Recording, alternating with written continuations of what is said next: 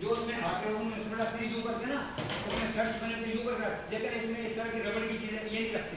बिल्कुल सारे स्टील के इंस्ट्रूमेंट होते हैं, कोई सिरिंजेस उसमें नहीं रख सकते, गिलास नहीं रख सकते जी। उसमें टावल वगैरह रख सकते हैं थोड़ी देर के लिए टाइम के लिए, वो भी टाइम कर सकते हैं।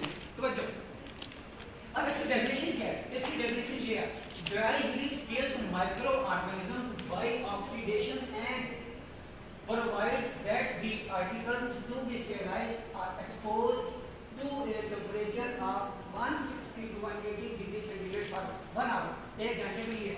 और ये क्या करती है, जो माइक्रो ऑर्गेनिज्म है बाय ऑक्सीडेशन क्या करती है, उनको ऑक्सीडेज कर देती है। अगर वो बाहर ऑक्सीजन से जिंदा है तो अंदर कोई ऑक्सीजन नहीं है, अंदर सारी हीट के अंदर तो मर जाएंगे, सारे तबाह रहेंगे। इससे क्या होगा, जितने भी आर्टिकल इंस्ट्रूमेंट्स होंगे वहां रखे हुए बिल्कुल 100% स्टेराइल हो जाएंगे। लेकिन इसमें जो वीक बैक्टीरियल स्पोर होते हैं, जिसको माइनर बैक्टीरियल स्पोर कहते हैं, वो मर जाएंगे। जो मेजर बैक्टीरियल स्पोर होते हैं वो नहीं मरते। मेजर बैक्टीरियल स्पोर इसमें भी नहीं मरते, इसलिए ऑटोक्लेव रखते हैं। वो भी मेजर रोटी के अंदर नहीं, 2-3 ऑटोक्लेव जिसकी ड्यूटी लगेगी ऊपर जाएगा देखेगा। तो उसके बाद this method is suitable for all type of minor sets. जितने माइनर सेट होते हैं, माइनर आईओटी होती है, माइनर आईओटी के अंदर minor surgical procedure specially sharp instruments वगैरह होते हैं, सीजर्स वगैरह हैं, फोर्सेप्स हैं, इस तरह माइनर ओटी में ये मेजर ओटी में नहीं होता। ये बात याद वैसे रखा होता है लेकिन यूज नहीं करते, यूज ये माइनर ओटी में करते। माइनर आईओटी के अंदर माइनर सर्जिकल प्रोसीजर जो मैंने आपको लिखवाए थे, बताए थे ना आपको माइनर। अच्छा यहाँ तक आगे मैं ध्यान करते हैं मेथड से क्या हमारा टेक्निक, यानी काम करने का तरीका, उसूल, प्रिंसिपल क्या, टेक्निक क्या, इसकी टाइप क्या, मतलब ये होता है। टाइम इसका 1 आवर है, 1 आवर तक इंस्ट्रूमेंट रखेंगे। टेम्परेचर इसका, इसके 2 पैरामीटर, दोनों पैरामीटर, ये दोनों पैरामीटर ड्राई हीट के हैं। ड्राई हीट हॉट एयर, एक कंपोनेंट का 160 180 डिग्री सेंटीग्रेड। एडवांटेज क्या है इसकी, ये micro organism and bacterial spore. Bacterial spore, ये बैक्टीरियल स्पोर है कौन से? बैक्टीरियल स्पोर बहुत सारे होते हैं, आपको इतना ज़्यादा नहीं पढ़ाते हैं। एक होते हैं माइनर बैक्टीरियल स्पोर, एक होते हैं मेजर। जो मेजर होते हैं इसमें नहीं मरते, माइनर किस्म के मर जाते हैं जी। ये उनकी सब क्लासिफिकेशन होती है जी। और वैसे ज्योमेट्री क्या है, effective and safe for all type of metal instruments. ये तमाम किस्म के लिए इफेक्टिव है, असर रखती है। क्या, कौन से मेटल इंस्ट्रूमेंट? मेटल का मतलब है ये जो इंस्ट्रूमेंट्स हैं, इसमें प्लास्टिक के इंस्ट्रूमेंट्स बिल्कुल नहीं रख सकते, ना ऑटोक्लेव में रख सकते। इससे इसके लिए ये इफेक्टिव होती है। हार्ड वेयर इसको एक्सपोज कर देते हैं और लिपॉन्स के हैं हो जाते हैं। मेटल का मतलब है लोहे के बने हुए, जो स्टील के बने होते हैं। ये भी मैं बता दूं आपको, ये स्टूडेंट को नहीं पता होता है। के बाद उसके बाद does not dull the cutting edges. जो सीजर्स होती हैं उनके एजेस को डल खुंडा नहीं करते हैं, रख देते हैं, गर्म हो जाते हैं इंस्ट्रूमेंट, बैक्टीरिया किल हो जाता है और वो यूज करते हैं, उससे कोई इन्फेक्शन का हाजिर नहीं होती। वैसे भी मैं बताऊँ आपको, माइनर हो या मेजर हो, हम हर पेशेंट की आंख में मोक्सिफ्लोक्सिन आई ड्रॉप डालते रहते हैं, डाल देते हैं। प्री ऑपरेटिवली जो पोस्ट ऑपरेटिव हम डाल देते हैं, उसका बहुत फायदा रहता है, बहुत ज़्यादा, बहुत उसका फायदा रहता है, बहुत फायदा। Does not dull the cutting edges. जो शार्प सीजर होती हैं, वाना सीजर होती हैं, स्प्रिंग सीजर होती हैं, शार्प पॉइंटेड सीजर होती हैं और कार्नियल सीजर होती हैं, उनके एजेस को डल नहीं करता, खुंडा नहीं करता, उसके जंग उस पर नहीं लगता। तो जो डज नॉट प्रमोट रस्ट और क्रोजन।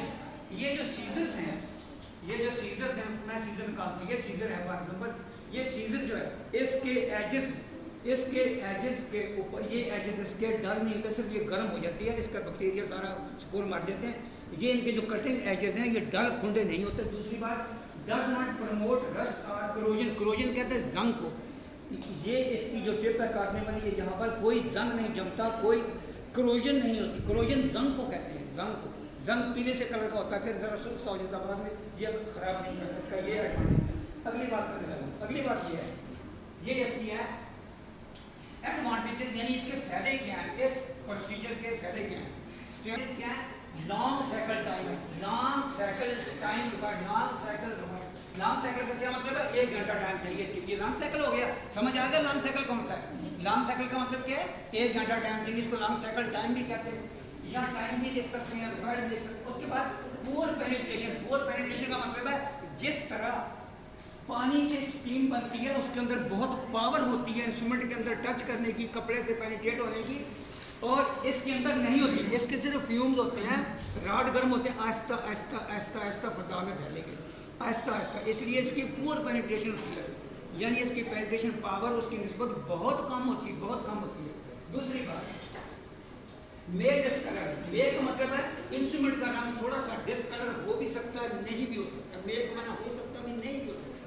तो जो it is an expensive procedure, ये एक महंगा प्रोसीजर है।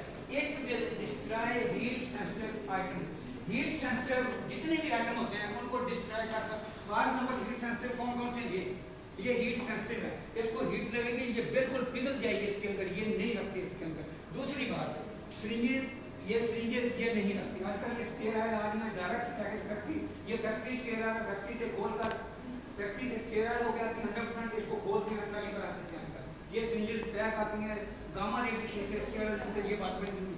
इसी तरह जितने ये मेटल के इंस्ट्रूमेंट हैं, ये मेटल के जितने इंस्ट्रूमेंट हैं उसको इस तरह एक्सपोज इस तरह रख देते हैं, इस तरह ट्रे रख देते हैं, फिर हम चिटल फोर्सेप्स के साथ हाथ से नहीं निकाल, चिटल फोर्सेप्स के साथ निकालकर स्टेराइल ट्राली को इनको लेआउट कर देते हैं, बचा देते हैं तरतीब के साथ। तो वहाँ माइनर रोड के अंदर क्रेजियम सेट होता है, ट्रेजियम सेट होता है, फास्ट बॉडी रिमूवल सेट होता है, स्टिचेस सेट होता है, उसके बाद इनिशिएशन सेट होता है, ट्यूब रिमूवल सेट होता है, मतलब इनके सेट बने तक कितनी गेज में वो सारे स्टील के होते हैं। मैं बताऊँ आपको स्टिचेस वगैरह ना रखते हैं। तो जहाँ मैं आ गया, it will destroy heat sensitive, जो हीट सेंसिटिव है, जो हीट से खराब हो जाते हैं, इंस्ट्रूमेंट तबाह हो जाएंगे, जैसे सिरिंजेस हैं, कैलकुले हैं, ये वो उसमें नहीं रखते ये। अब मैं नेक्स्ट स्लाइड पर आ रहा हूँ, नेक्स्ट स्लाइड पर कितने मिनटों की होगी? अभी मैंने आपको sterilization by dry heat, hot air oven मैंने एक्सप्लेन किया। हॉट एयर ओवन एक कंपोनेंट का नाम है जिसके अंदर एक्सपोज इंस्ट्रूमेंट रखा जाता है, नंगे इंस्ट्रूमेंट रखे जाते हैं, अनएक्सपोज इंस्ट्रूमेंट रखे जाते हैं, बगैर रैप करके रखे जाते हैं और वो अच्छी तरह स्टेराइल हो जाते हैं। ये प्रोसीजर ज़्यादातर माइनर में इस्तेमाल किया जाता है, केस सेंसिटिव इंस्ट्रूमेंट के लिए नहीं इस्तेमाल किया जाता। माइनर में जितने माइनर सर्जिकल प्रोसीजर होते हैं, रिमूवल ऑफ स्टिचेस है, कैटेक सर्जिकल स्टिचेस रिमूव करते हैं, उसके बाद ट्रेजियम है, क्रेजियन रिमूव करते हैं, फॉर्म बॉडी रिमूव करते हैं, इसी तरह सिरिंजिंग प्रोबिंग करते हैं, इसी तरह डीसीआर की जो ट्यूब होती है वो रिमूव करते हैं, इसी तरह टार्सोग्राफी भी वहाँ करते हैं, कार्नियल एब्सेस के बारे में, जिनका कार्निया खराब हो उसके लिए टार्सोग्राफी भी करते हैं। उसके बाद बीसीएल लेंस भी वहाँ पर अप्लाई किया, जिसका कार्निया खराब होता है उसका वुंड हील नहीं होता, उसके ऊपर बैंडेज कंटैक्ट लेंस लगाते हैं, वो भी स्टेराइल इंस्ट्रूमेंट होते हैं सारे के सारे हॉट एयर ओवन से। बस ये मैसेज यहाँ तक दे दिया आपको। Thank you very much.